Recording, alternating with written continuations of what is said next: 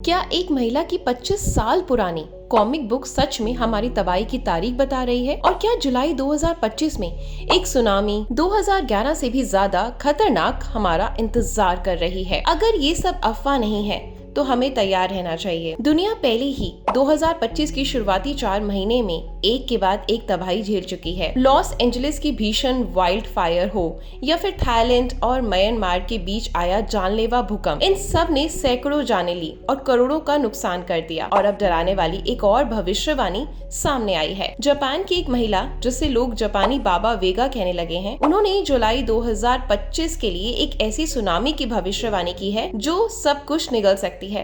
तो आइए इस रहस्यमयी महिला के बारे में जानते हैं, उनकी पुरानी भविष्यवाणियां, और ये जानने की कोशिश करते हैं कि क्या वाकई जुलाई में कुछ बहुत बड़ा होने वाला है। जापान की ये बाबा वेगा असल में एक महंगा आर्टिस्ट और क्लेयरवॉयंट है, जिनका नाम है रे तात्सुकी। ये भविष्य की झलकियां देखती हैं और उन्हें कॉमिक बुक्स यानी कि मेगा के जरिए सामने लाती हैं। उनकी सबसे मशहूर जो बुक है वो है द फ्यूचर आई सॉ, यानी वो भविष्य जो मैंने देखा। 1999 में लिखी गई इस किताब में उन्होंने जो भविष्यवाणी की थी, उनमें से कई डरावनी हद तक सटीक साबित हुई हैं। सबसे ज्यादा चर्चा तब हुई जब 11 मार्च 2011 को आई जापान की भीषण सुनामी उस तारीख पर उनकी किताब में दर्ज थी। अब सोचिए, कोई महिला 12 साल पहले एक कॉमिक में किसी विनाश की तारीख लिख चुकी है और वो सच भी हो जाए। अब रियो तात्सुकी ने जुलाई 2025 को लेकर जो भविष्यवाणी की है वो सच में रोंगटे खड़े कर देगी। उनके मुताबिक जापान के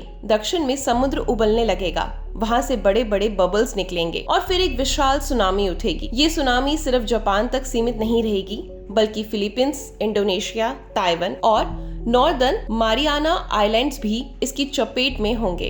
वो कहती हैं कि सुनामी 2011 की तबाही से कई गुना ज्यादा विनाशकारी होगी। इस भविष्यवाणी के मुताबिक ये तबाही समुद्र के नीचे ज्वालामुखी विस्फोट की वजह से होगी, जिससे समुद्र उबलने लगेगा। और ये जानना जरूरी है कि तात्सुकी ने पहले भी जो भविष्यवाणी की है, क्या वो सच में सही साबित हुई है। 1995 में आए कोबे भूकंप की भविष्यवाणी उन्होंने पहले ही अपनी महंगा में कर दी थी। 2011 की ग्रेट ईस्ट जापान अर्थक्वेक और सुनामी की भविष्यवाणी भी उनकी बुक में थी, वो भी डेट के साथ। इन दोनों घटनाओं के बाद से उनकी किताब को एक तरह की भविष्य की चेतावनी मान लिया गया। अब सवाल ये उठता है, क्या हम डर कर बैठ जाना चाहिए या फिर हमें इस तरह की भविष्यवाणियों को एक चेतावनी की तरह लेना चाहिए। सोशल मीडिया पर इस समय ये खबर तेजी से वायरल हो रही है। लोगों में डर भी है और कंफ्यूजन भी, लेकिन अगर हम इतिहास से कुछ सीखें तो शायद हमें इसे हल्के में नहीं लेना चाहिए, क्योंकि अगर पहले की 2 भविष्यवाणी सही साबित हो चुकी हैं,